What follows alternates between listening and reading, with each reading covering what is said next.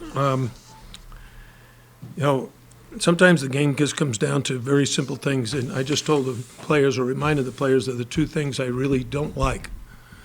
When we're on offense, I don't like turnovers, and when we're on defense, I don't like fouls.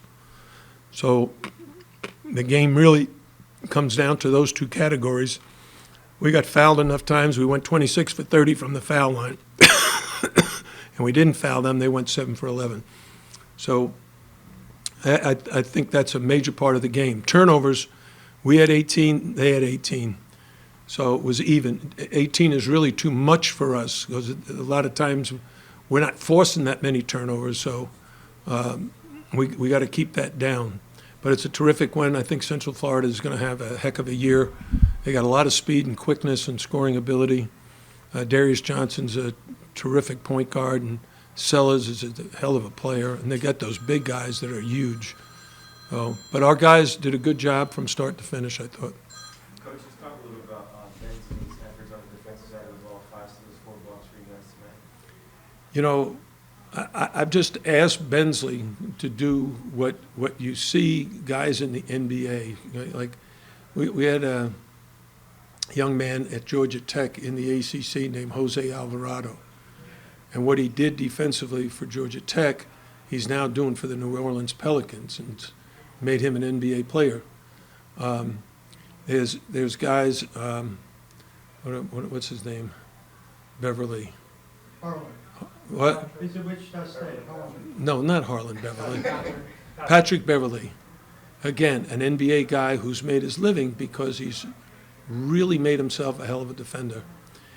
Bensley has been that way since his freshman year. We're trying to get Christian Watson to do that. If you notice, Christian guarded Darius Johnson for some time.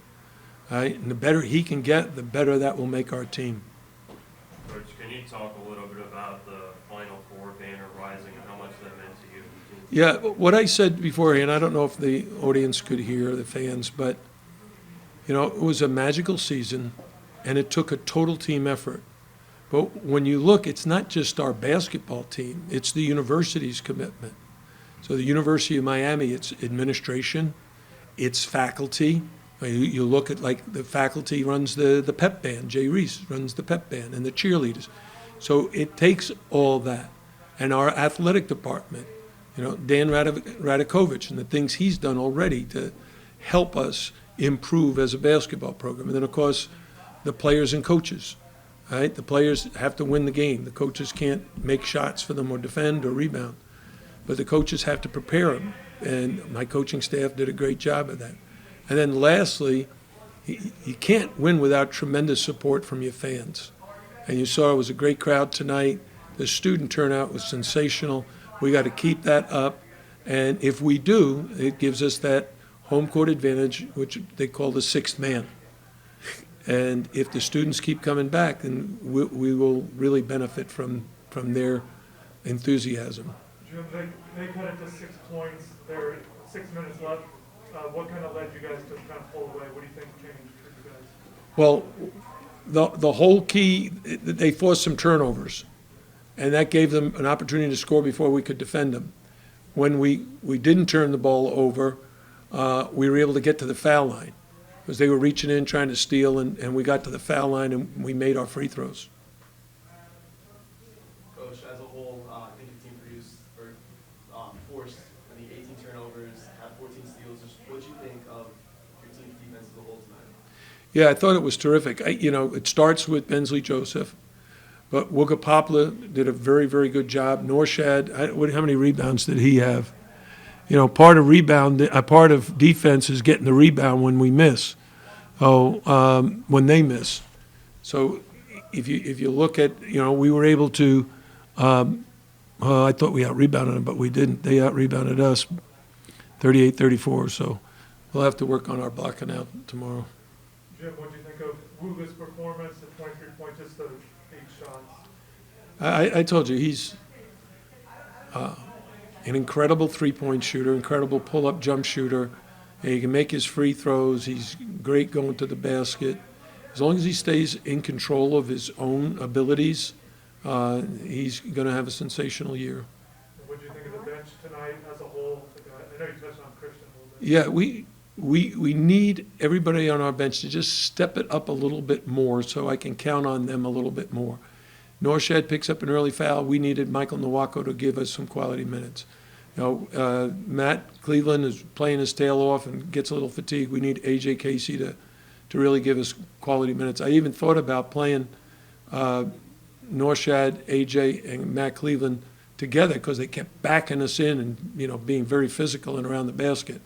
And but I never went to that because those three guards, they're really hard to take out. Bensley, Nigel, and Wooger is so good at scoring the ball.